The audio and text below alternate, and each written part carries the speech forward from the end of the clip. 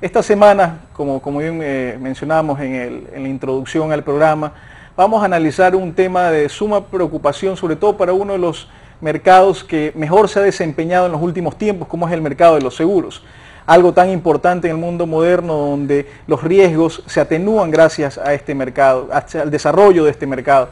Para analizar este tema contamos con el máster Omar Vargas, experto en seguros. Omar, bienvenido a Tribuna Liberal. Gracias, Carlos.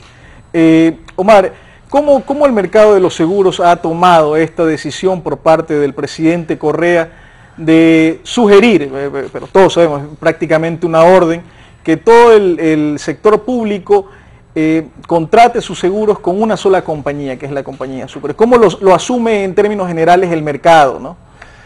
Bueno, muchas gracias, Carlos, por la invitación a tu programa. Sí, efectivamente lo vemos con expectativa y obviamente con preocupación, porque el mercado asegurador ecuatoriano pues, es un mercado de seguros que cerró al 31 de diciembre del 2007 con aproximadamente 680 millones de primas suscritas. ¿Qué quiere decir esto? ¿Esta es la totalidad del mercado? Sí, la totalidad del mercado que generan los negocios públicos y privados, los negocios estatales y privados. Estamos hablando de 680 millones de dólares, de los cuales existe un cálculo que en los negocios que directamente son contratados con injerencia del gobierno central, estamos hablando entre 150 y 200 millones de dólares, adicionalmente pues a los seguros que contrata los consejos provinciales, los gobiernos seccionales, locales, etcétera. Entonces, teniendo en cuenta esa premisa y ese antecedente, pues Seguro Sucre se convertiría de largo en la mayor aseguradora del país, con primas suscritas entre 150 y 200 millones de dólares. Omar, de concretarse esta sugerencia del presidente Correa, estamos hablando que el 40% de la torta del mercado va a ir a una sola compañía. ¿Cómo va a afectar al resto de empresas aseguradoras el hecho de que de la noche a la mañana el 40% de dicha torta vaya a una sola empresa y ahora tienen que pugnar por ese 60% que queda disponible? ¿Cómo les va a afectar a estas empresas? Mira, yo creo que va a tener muchas implicaciones. La primera, la implicación financiera. La implicación financiera de que esas primas de seguros que normalmente o tradicionalmente se recolectaban o se captaban a través de 5, 6, 7 o 10 aseguradoras que estaban en el mercado, ya no se van a captar, y estas compañías de seguros van a sufrir definitivamente esa baja de producción. Por un lado, o sea, obviamente tiene implicaciones financieras porque no vas a tener el suficiente flujo de caja para poder aguantar siniestros anteriores, pagos de personal, inversiones, etcétera. Y adicionalmente te queda un pastel más pequeño, ¿sí? como compañías de seguros, como el resto de 40 compañías de seguros que están de jugadores en el mercado, van a tener un pastel más pequeño, un pastel ya no de 670, sino un pastel de 450 millones de dólares. ¿Tú crees que las aseguradoras privadas van a entrar en crisis y van a tener que despedir? Yo creo que ese es este escenario, ese es el segundo efecto, el efecto desafortunadamente social, porque como hay algunas, obviamente a la baja de ventas hay que compensarlas con algo, y lo primero son los gastos administrativos, y esos gastos administrativos desafortunadamente, ese es mi análisis, en algún momento va a implicar pues rebaja de personal, lo que va a ocasionar una sobreoferta de mano de obra calificada en el sector de seguros y una demanda no tan intensa, y vamos a tener ahí un problema y una crisis importante, desafortunadamente, de trabajo. Antes de las declaraciones del presidente Correa, las expectativas, ¿cómo estaban las expectativas del mercado de seguros ecuatoriano? ¿Y cuáles son los pilares en los cuales se sustenta, ¿no? Mira, un poco retrocediendo en las cifras, que es importante que el público lo conozca, al 31 de diciembre del 2001 el mercado de seguros ecuatoriano más o menos generaba 300 a 350 millones de dólares en primas, incluyendo asistencia médica, medicina prepagada y generales, y al 31 de diciembre, como te comentaba, prácticamente se duplicaron esas primas, ¿sí?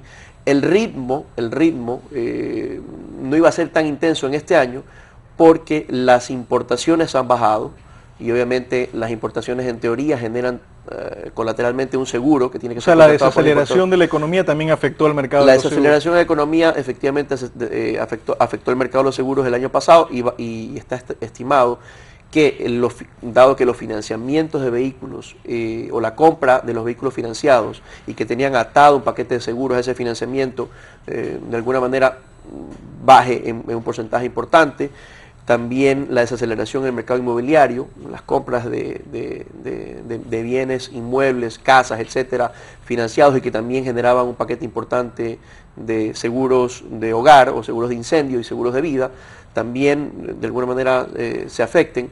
Adicionalmente a esto, pues definitivamente el panorama para este año, que inicialmente iba a ser no tan halagador, ahora pues va a ser muy complicado si efectivamente Sucre comienza a asumir inmediatamente estos riesgos estatales. A ver, veamos paso a paso este tema. Una cosa es el deseo del presidente Correa y otra cosa es la viabilidad. ¿Cuán viable es que una compañía de seguros asuma, estamos hablando de un monto de más de 300 millones de dólares, todas las primas por parte del Estado? ¿Es viable que Seguro Sucre, tal cual está hoy en día, pueda asumir todos los seguros del Estado? Definitivamente no, y por eso al principio del programa te comentaba que vemos con expectativa qué va a pasar. Primero, porque la compañía Seguro Sucre tiene un patrimonio de alrededor de 9,5 millones de dólares y según la ley de seguros, uno para poder suscribir un X porcentaje de primas tiene que tener por lo menos un sexto de ese valor en su patrimonio. O sea, si es que Sucre tiene 10 millones de dólares en cifras redondas de patrimonio, tendría una holgura hasta 60 millones de dólares en primas. Y si efectivamente estamos hablando de que son 150 a 200 millones de dólares en primas, Seguro Sucre mínimo tendría que capitalizar 25 a 30 millones de dólares durante este año corriente, primero. Bueno, en ese punto capaz no haya mucho problema. El Estado, y después podríamos analizar las repercusiones de que el Estado introduzca fondos o capitalice una empresa de seguros.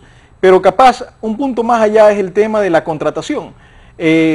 Cuando uno vende un seguro, el Estado solicita, cotiza seguros para contratar seguros, esto no está sujeto a la ley de contratación pública. ¿Este no sería el caso con Seguro Sucre? Sí, sin embargo hay una salvedad en la ley de contratación pública y la ley te indica que si es una contratación directa entre entidades controladas o cuyo patrimonio pues tenga la mayoría del Estado, pues definitivamente se obvian esos procesos. ¿Y cuál es el riesgo de obviar esos procesos?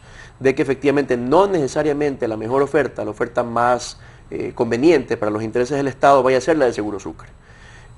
¿Por qué? Porque si ya Seguro Sucre conoce de alguna manera que va a ganar previamente ese concurso, en teoría hará el menor esfuerzo posible para colocar los mejores reaseguros o tener un precio adecuado, un deducible adecuado, unas condiciones adecuadas, porque definitivamente sabe que tiene esa prima ya ganada.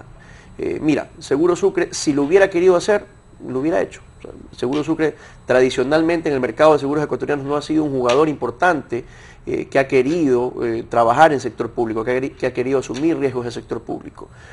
Ha tenido el patrimonio por lo menos para asumir 40 o 50 millones de dólares en estas primas y no lo ha hecho.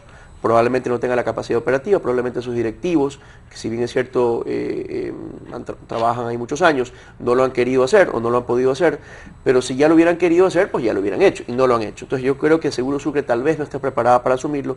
Aparte de eso, uno de los criterios que entendía o que entiendo que el presidente de la República está barajando es que esas primas de seguros que ahorita se están trasladando a empresas privadas, esas primas de seguros que están generando empresas del Estado hacia empresas privadas, se queden en casa, lo cual pues desde un punto de vista técnico no es tan cierto porque no existen compañías de seguros en el país ni en el mundo que puedan asumir riesgos tan grandes como los que en teoría administramos en el Ecuador. Para eso existen compañías de reaseguros, compañías con patrimonios enormes de miles de billones de dólares que se llaman reaseguradoras de última instancia, que son los que al final dan la cara o que pagan los siniestros, por ejemplo, o que quieren asegurar riesgos, que pueden asegurar riesgos tan grandes como todos los campos de Petroecuador, como o sea que por más que se contrata Seguro Sucre tendría que contratar un reaseguro de una empresa internacional que tenga la capacidad de ser en última instancia quien responda a los seguros, por ejemplo, de Petroecuador, que son miles de millones de dólares. Así es, o sea, son miles. O sea, el argumento de decir que se queda la plata en casa, pues, o en el gobierno más que en casa, no pierde validez en ese sentido. Forzosamente el gobierno va a tener que transferir en algún momento las primas correspondientes al pago de esos reaseguros. Y forzosamente, si hay un siniestro, esos reaseguradores van a tener que transferir del exterior hacia el Ecuador dólares para pagar esos siniestros. Entonces, los márgenes con los cuales se quedan seguros o con los cuales se quedaría Seguro Sucre, al final del día, en teoría, si es que el gobierno invierte algunos millones de dólares para capitalizar Sucre y poder suscribir 150, 200 millones de dólares en primas, los márgenes con los cuales al final se queda el gobierno pues son mínimos. Entonces, realmente las premisas por las cuales fue diseñada la idea o está la idea encima de la mesa, por lo cual Sucre va a asumir esos riesgos o quiere asumir esos riesgos, pues esas premisas prácticamente estarían desbaratadas porque la plata no se quedaría en el país, sino que igual se iría fuera de los aseguradores. Terminamos el bloque anterior en donde explicabas el por qué los argumentos esgrimidos por parte del gobierno para justificar la intervención o la recomendación para que los seguros por parte del Estado sean realizados en una compañía de seguros, Seguro Sucre, pierden sustento, ¿no? Pierden validez. Uno de los que mencionabas al final, y quisiera que lo expliques un poco más, es el tema de que a pesar de que el gobierno capitalice Seguro Sucre y tenga la posibilidad legal de poder suscribir pólizas de mayor monto, todos estos recursos tienen un coste de oportunidad y capaz el margen no justifique haber metido esos recursos en dicha compañía. Así es. Mira, un poco te explico la mecánica y le explico al público televidente cómo es la mecánica de los reaseguros. Dado que el patrimonio de una compañía ecuatoriana, en promedio, no es suficiente, entre comillas, no sería suficiente para asumir riesgos tan grandes como Petroecuador, como Hidropaute, como Hidronación, etcétera, definitivamente una compañía de seguros requiere un reaseguro para poder asumir esos riesgos tan importantes, tan grandes en infraestructura. Entonces, ¿eso qué implica? Que lo que asume en riesgo proporcionalmente, lo que una compañía de seguros ecuatoriana puede asumir proporcionalmente de esos riesgos, son porcentajes bajísimos, por debajo inclusive del 1%. Entonces, si en la misma proporción se cobran esas primas, la prima que entra a las arcas netas de la compañía de seguros es en la misma proporción. O sea, por un riesgo de Petroecuador entrará el 0.1% de lo que cuesta el seguro de Petroecuador. Obviamente en la misma proporción también las compañías de seguros pagan los siniestros, pero por esa colocación, porque utilizaron a ese reasegurador para asumir ese riesgo, los reaseguradores le pagan una comisión de reaseguros a las compañías de seguros. Entonces esa comisión descontada, comisión de corredores, gastos administrativos, llegan a ser márgenes pues entre el 5 y el 10%.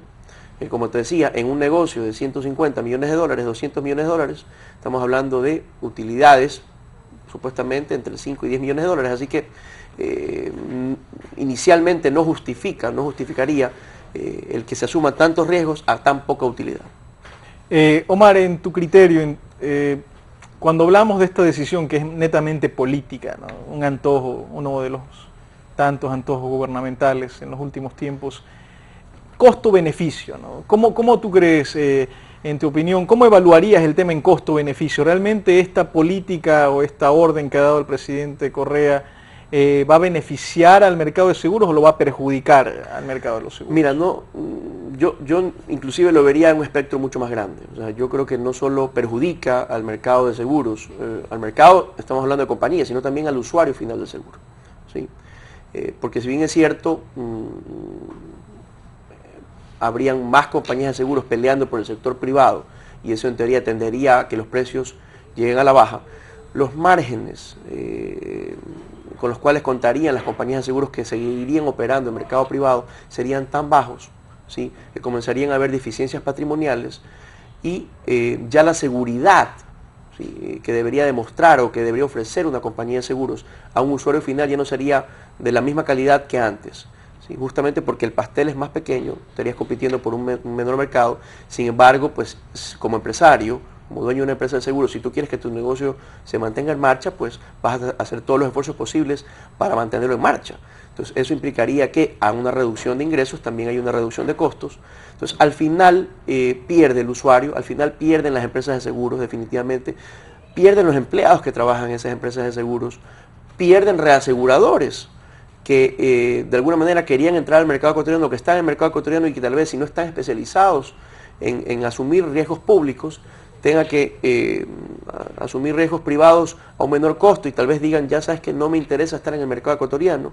Y yo creo que también al final pierde el gobierno, porque no va a tener el gobierno, a mi modo de ver, una compañía de seguros que le garantice la calidad hoy por hoy que están garantizándose vía una contratación pública, donde entran a competir 5, 6, 7 actores que tratan de ofrecer la mejor cobertura a menor precio posible, con las mejores conveniencias para el Estado, se pierde porque el día de mañana pues Seguro Sucre impone sus condiciones, como está obligada tal o cual institución del Estado a contratar con Seguro Sucre, y la póliza se desmejora. Entonces creo que pierden todos los jugadores y el propósito inicial, como te comentaba, al final no se va a cumplir porque la plata se va a ir a los aseguradores fuera.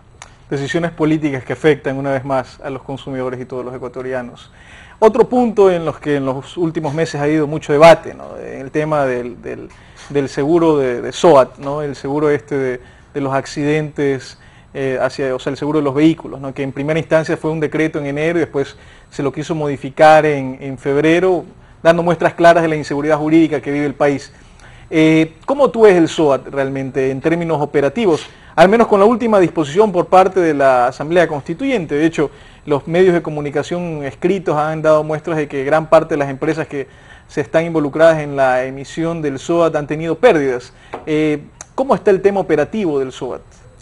Mira, el SOAT hay que entenderlo en el contexto de que no solo es un seguro. Yo creo que el SOAT hay que entenderlo en el contexto de que es un sistema, donde efectivamente existen 3 jugadores fundamentales para que este sistema camine. Los hospitales y clínicas del país, privados y públicos, el FONSAT, que es el Fondo Nacional de Accidentes de Tránsito, y ya te voy a explicar un poco cómo funciona, y las compañías de seguros privadas. Sin esos 3 jugadores fundamentales el SOAT pues no va a caminar, ¿sí? Se han barajado muchas cifras en medios escritos, en prensa visual, etcétera. Cifras pues que de alguna manera son mal informadas o desinformadas. ¿A qué cifras te refieres? Cifras como por ejemplo el número de vehículos que circulan en el país. ¿Cuántos son los números de vehículos? El número de vehículos que circulan en el país según cifras que maneja el mismo gobierno, que maneja la misma unidad de presidencia de la República, son más o menos un millón de vehículos que se generan en el país. Si estamos hablando de una prima, por aquí tengo las cifras, si estamos hablando de una prima promedio de $63, estamos hablando de ingresos de $66 millones proyectados, si todos los carros compran el SOAT. Efectivamente. Ahora, en función a cifras del INEC, porque el INEC probablemente sea la fuente más cercana o más fidedigna de cifras, porque analiza cifras de morbilidad y mortalidad. Funcionarios del INEC, ejecutivos del INEC, trabajan conjuntamente con los hospitales y clínicas del país para hacer análisis de morbilidad y mortalidad. Estamos hablando de que hay el año pasado hubo 2.100 y pico de fallecidos, 15.700 heridos, 394 incapacitados, total víctimas aproximadamente 20.000 personas. En indemnizaciones totales se está proyectando $53 millones, descontados gastos administrativos y reservas. Estamos hablando que las compañías de seguros, que estamos metiendo en un negocio que por ahora no conocemos, porque todos conocemos en su contexto, pero no los resultados inmediatos, porque es un seguro nuevo en el país, estamos proyectando una utilidad, o están proyectando utilidad entre el 5 al 8% neto, luego descontado todos los siniestros, etcétera. Aparte de eso, el FONSAT, que es el Fondo Nacional de Accidentes de Tránsito, va a tratar a heridos de accidentes de autos fantasmas, ¿sí? Y una parte de las recaudaciones de primas que se están haciendo a los diferentes compradores u usuarios del SOAT va a ir para fondear ese FONSAT. Omar, una pregunta. O sea que tú están estimando el 5 al 8% de margen para las empresas de seguros, dadas las condiciones actuales de siniestros. Así es. Es decir, a ver, 5 o 7% igual es un margen capaz para el mercado de seguros. ¿Cómo es? ¿Es bueno, malo, medio? Mira, es un escenario realmente conservador. Es un escenario conservador. ¿Conservador con respecto a la rentabilidad o con respecto a los siniestros? Con respecto a la rentabilidad. Sí, te digo una cosa.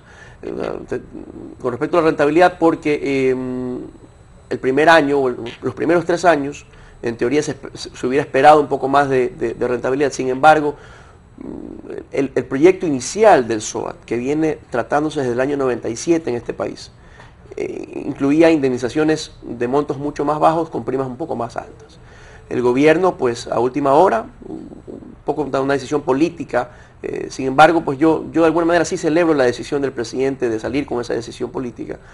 A última hora lo que hizo fue subir los montos de indemnización y bajar las primas de seguros. Entonces, obviamente el escenario de rentabilidad cambió de alguna manera. Sin embargo, porque es un tema social, porque es un sistema, que de alguna manera ayuda muchísimo a las víctimas de accidentes fantasmas que hoy por hoy no tienen dónde atenderse y ahora podrían ir a una clínica privada sin ningún problema o a una clínica pública con toda la confianza porque va a tener un fondo detrás que los va a soportar, ¿sí? Definitivamente nosotros estamos también apostando a un tema social, no solo a un tema de rentabilidad, sino también apoyo a un sistema, porque tiene que caminar, que es el sistema de salud en este país, ya sea público o sea privado. Pero ¿por qué la duplicación? ¿Cómo justificas o cómo tú crees que se entienda esto, ¿no? O sea, está bien, es muy claro el tema de los seguros que ayuden a la gente que es víctima de un siniestro, ¿no? De algo que no está capaz intencionado, un accidente, ¿no? De tránsito. ¿Por qué no dejarlo simple y llanamente? Porque mucha gente se queja de que está pagando doble seguro, porque está pagando el seguro del carro normal, que ya tiene responsabilidad civil, y está pagando el SOAT. Correcto. Mira, esto es una excelente pregunta. Yo no sé si tú recuerdas, hace un par de años existió un accidente grave, fatal, en la vía Papayac, donde se murieron más de 40 personas, muchos heridos. Ese bus que ocasionó ese accidente, donde hubo, me parece, 45 muertos, primero, no tenía los permisos de circulación al día. Segundo, tenía las llantas lisas. Tercero, habían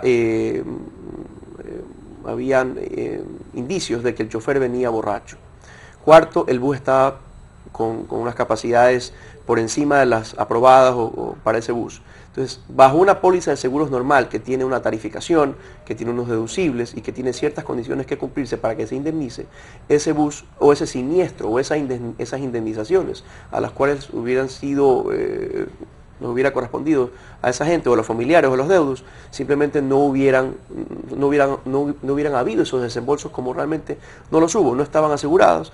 Y si hubieran estado asegurados, la compañía de seguros hubiera negado el reclamo porque hubo flagrantes violaciones a las leyes de tránsito. En el SOAT, ¿sí?, no existen exclusiones, solo el dolo y el fraude. Entonces, ese evento hubiera sido cubierto, las víctimas hubieran sido pagados sus gastos médicos y los deudos hubieran recibido $5.000. O sea, bajo tu criterio, el SOAT es algo positivo para el mercado de los seguros. Yo creo que bajo el mercado de los seguros, sí. Definitivamente hay una serie de leyes, como la ley de tránsito, que tiene que ser reformada para que el SOAT tenga mejor aplicabilidad. Para concluir, según tu visión, ¿cómo ves el mercado de los seguros en los próximos años, dadas las condiciones actuales políticas y dadas las condiciones económicas del país? Mira, yo lo veo de manera optimista, lo quiero ver de manera optimista. Creo que todavía el mercado seguro ecuatoriano no se ha desarrollado de la manera en que debió haberse desarrollado. Yo creo que las compañías de seguros y los corredores de seguros tienen un reto porque tienen que desarrollar canales alternativos a los canales tradicionales que están desarrollados en el país. Todavía el 70% de las personas en este país no tienen cobertura de seguro. Yo creo que hay que hacer muchísimo por ahí. Fíjate ahorita los damnificados de Tungurahua, si hubieran tenido un seguro contra erupción volcánica, probablemente no hubieran tenido tantas pérdidas.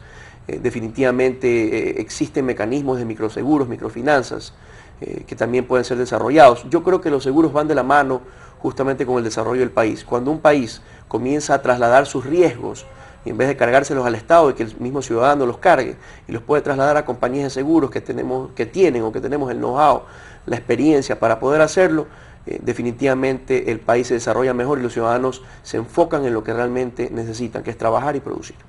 Amigos televidentes, tenemos una población, como bien dijo Omar Vargas, que en gran medida no está asegurada. De ahí hay un gran potencial de desarrollo del mercado de seguros que permita a su vez trasladar, como él bien lo dice, los riesgos hacia una compañía de seguros o un tercero que le ayude a tener certidumbre con respecto a su futuro. En nada ayuda la intervención política. Toda la intervención política, como bien también lo ha mencionado, al ordenar prácticamente de que los recursos del Estado, los seguros del Estado vayan a una sola compañía, pueden generar distorsiones de tal magnitud que haga que retrocedamos muchos años en lo que ya se ha avanzado gracias al esfuerzo del propio sector, ¿no?